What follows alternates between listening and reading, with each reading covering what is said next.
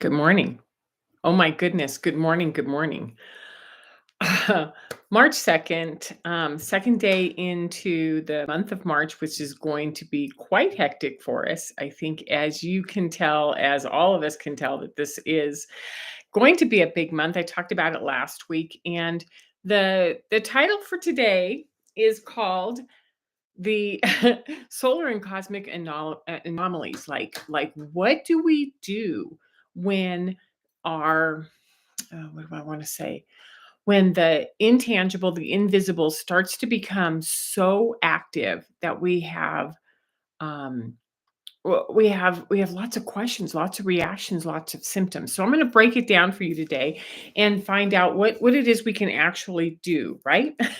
And I'm in a new desk situation, so I'm a little like I'm working it out. It's not exactly the way that I want it just yet. Okay. So first and foremost, let's break down what happened over the last week. So on February 25th, we have this, and this is the picture of the hole, the solar coronal hole that's in the sun that's causing an enormous amount of problems for us in the bigger picture, right? So this is a huge hole in the middle of the sun, and what it does is it creates solar winds. So on a traditional solar wind, it might look like there's a little bit here and there's a little bit more up on top and it gets kind of intense. Now, solar wind averages about 300, what do they call it, kms per second. And when these winds started to pick up, right? What happened was we started to get into the 6 to 750 range, which meant that the solar winds were getting much more intense. Over the last week and this weekend, up until last night, this is what the solar winds look like, right? So they were peaking between 800 and 1,000. Now, why am I talking about solar winds? Because what happens is we have very specific symptoms that happen with that. So just hold on to those solar winds, right? And I want to show you, let's see, is there anything else here? My printer is on the fritz as well. So we're just having a morning. What can I say? I look like I've been through an intense, energetic weekend. Nothing's working on my computer and my printer isn't working. So, we're just doing this off the fly, right? So, we had an X class solar flare Sunday after the video last week. Let's see. I think it happened at 12:30 Mountain Standard Time, so about 2 hours after the flare. Was an X2, kind of came out of nowhere. It'd been low C, mid C, high C, very low M, back down to C, and then all of a sudden, out of nowhere came this X flare. And the next day, we have the beginning of the solar flare or solar winds. The other thing is that we've been hanging out in moderate M class in low to middle to high C class all week, except for this one thing that happened. I think it was on Thursday, was a long duration M class, which meant that it kind of came in and it held for 4 hours. And when a solar flare holds, it sort of bumps us around a little bit and it jolts us. So what happens is this starts to happen on these tower moments. It's like, I don't know what to do, and we can start to feel a little bit of suppression, right? Like I don't know what to do with all of this energy coming in, and I'm acting out sideways. You can also feel extremely exhausted, and I love this. The look on this face is kind of like, I don't know what just happened, right? Okay, so let's go to these solar flares that we're talking about, because I think it's really important to understand that when we get into this level of a solar flare, right, that there's symptoms. According to Pam Youngins, this is a big departure from normal. The symptoms are that we have our our um, our stirred mental and emotional bodies are just like, I don't know what to do. So this is a mental card.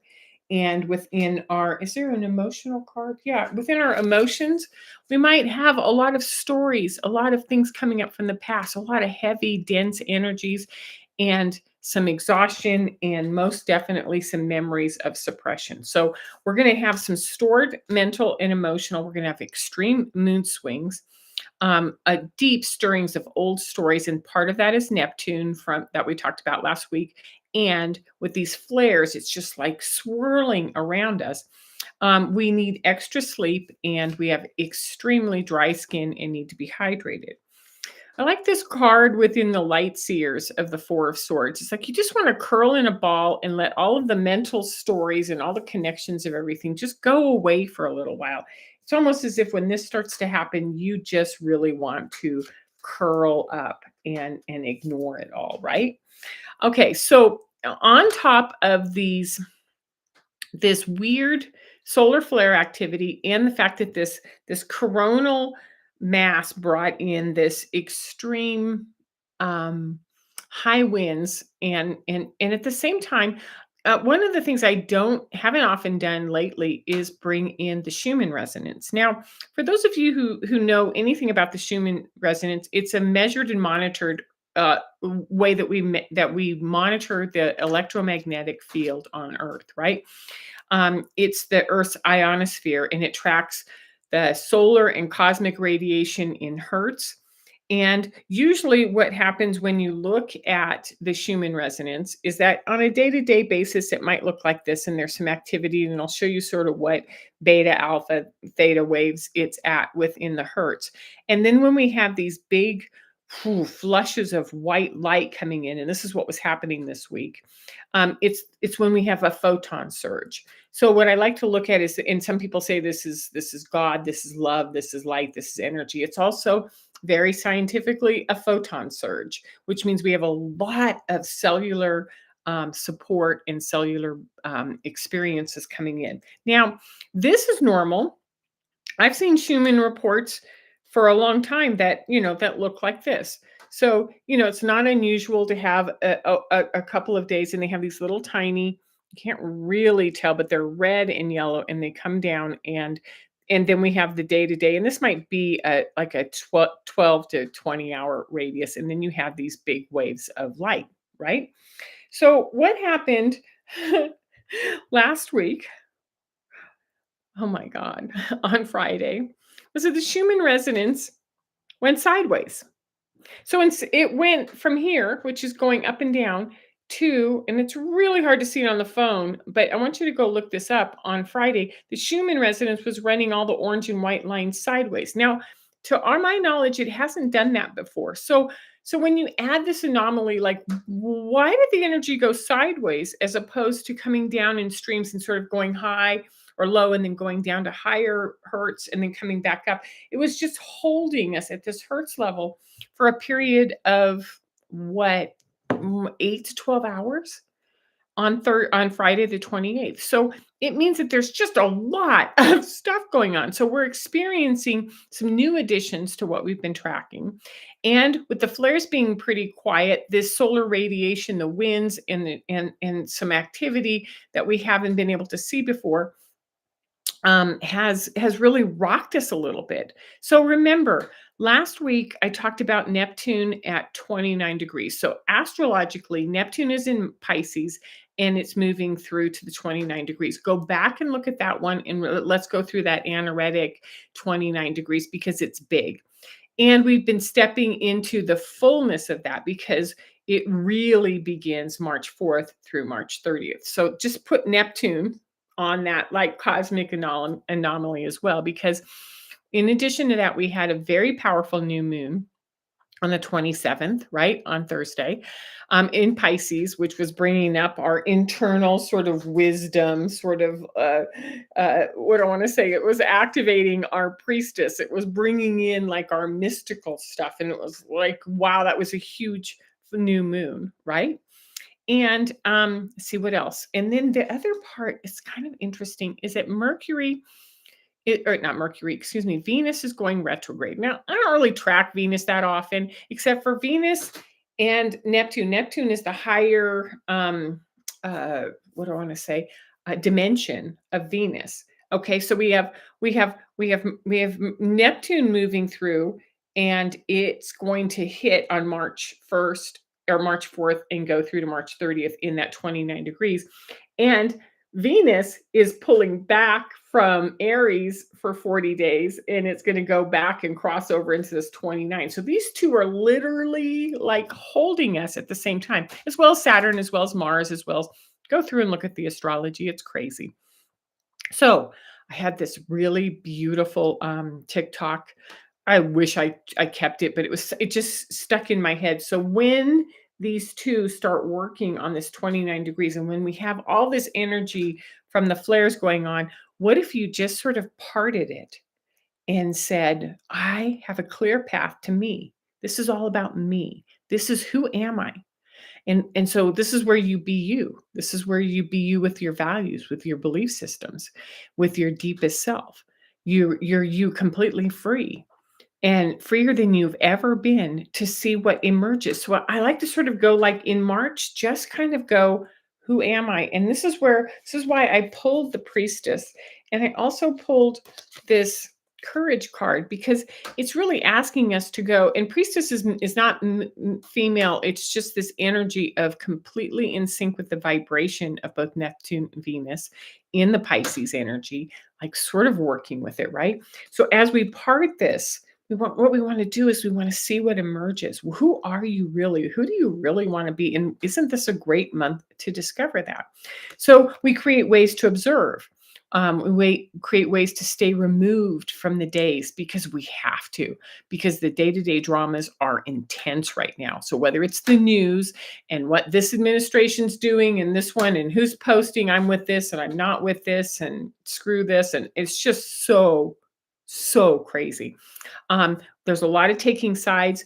Watch where you get emotionally triggered. Watch when you're in reaction. And so what I've been learning to do since last year, and it's gotten more intense since January, is kind of like as I parts. Well, that just happened. No, that just happened, because I can't put the story to it. I can't put the right or wrong.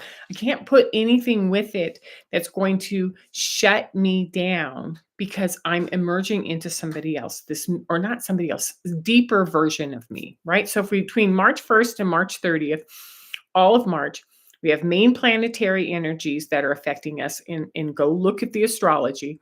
We've got this solar activity that's bizarre, whether it's the winds, whether it is sudden X flares.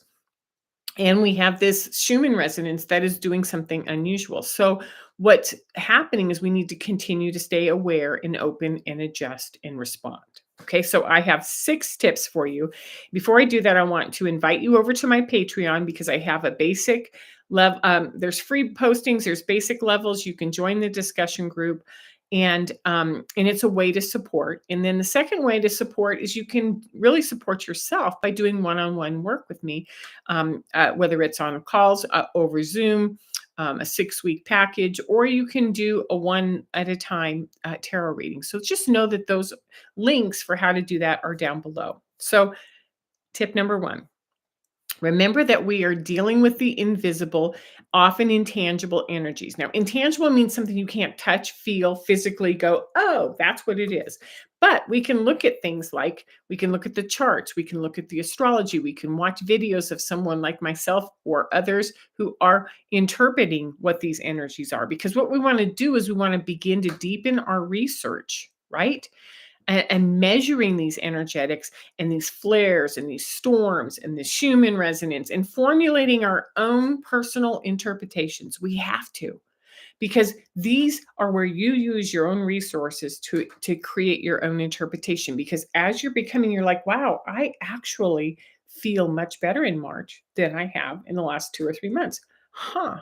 So what we're doing is we're deepening our research, number 1. Number 2, listening with your whole body. So the 5th agreement in Don Miguel Ruiz is to be skeptical, and I like the word discerning, and learn to listen. And so learning to listen is something that we do as clairs, as empaths. It's like, how do we listen with our ears, right? But also listen with our whole field and our eyes. And this is where our observer takes over and starts to become very big. So what we're doing is we're looking for and measuring patterns, signs, symbols, the deeper levels of information that's coming in there, so that you know that you're expanding it, you're shifting with it, and you're seeing and feeling and reading rooms and reading things on a different level.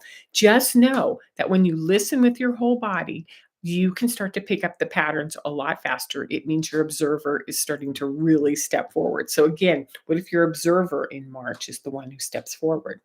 Number three, validate yourself often. Often resist, going to external others, outside forces to sort of like, is this, what do you think about this? Am I crazy? No, what you want to do is you want to validate your own shifts, right? And you want to go inward and go, this is what I feel, this is what I'm seeing, this is what I'm gathering. And then you do your own self-talk to confirm it, like, yeah, I just saw that. I just felt that. Or you can feel something and go to the Schumann and go, God, that's about the same time that I could feel something really different happening within my body. So you confirm, you acknowledge, and you support who you are, right? Who you are. I love this. Okay, number four, always use your own answers to guide yourself. I've talked about this often. I use yes, nos. I use my body as a pendulum. I set up a certain system where I stand in the same place in the house or in a place and I face east. I ground in. I open my pillar of light. I ask if it's okay to ask questions. And then when I do that, I begin using them. And what I've noticed is that the more that I use my yes, nos, the more I have my own languaging that's happening, which is before I even formulate the question, my body starts to respond, which means that I'm working in sync with my higher guide, with that higher presence, whatever we want to call it, right? I might spin. There might be a lull. There might be like, ask in a different way. There's a lot of communication that's going on when I start to go inward and ask myself for answers rather than looking outwards, right? So basically what you're doing is you're looking for clarity, not from outside, but from within. And this helps remove your self-doubt. Like, I don't know, maybe I'm crazy. Maybe this is the blah, blah, blah, right? Okay, number five, play with this. You got to have a sense of humor. I wish I put a more playful one out here because like I guess I would use this version of the temperance card. It's like, here's a person who's very confident holding the moon and the sun or fire and water. There's support, there's this ability to have support behind it, and temperance, which is you keep everything in balance and you play with it. There are more playful cards. I just forgot to put one out there. So play with all of these pieces of information. Make it an adventure, because make it something that sparks your interest. Go to that fire and go like, oh, I'm learning so much. I'm learning so much about myself and so much about what's going on now. And the rest of that stuff that's going on out there is just distraction. And because that's what we want to do is we want to play and we want to get out of our heads and then remove ourselves from, when you're in that reaction, you're back on your heels and you're in victim energy. When you lean forward and you're following that spark, you're in mastery, you're in experience, you're in adventure, right? And then number six, last one, of course, is to not just have compassion, but be compassion to yourself, to others. I heard Lee Harris say that, boundaries are alignment. Really think about that. Boundaries are alignment. When you're in alignment, you know how to set boundaries. And it makes sense to me that as we are learning who we are and we set our alignment and we hold these boundaries, then it's super simple to go, oh, wow, they're having a hard time doing that, or it looks like they may or may not get there. These are not judgments. These are just that heartfelt, like, I hold you in compassion in whatever journey you're in. I hold myself in compassion in whatever journey I'm in, because we have all these anomalies going on, all these strange things happening, and it's just started. So if you want some support with that, you can always ask questions in the comments, or you can go down below and contact me directly. I would love to chat with you. So look forward to seeing you, and I'll see you next week. Take care. Bye-bye.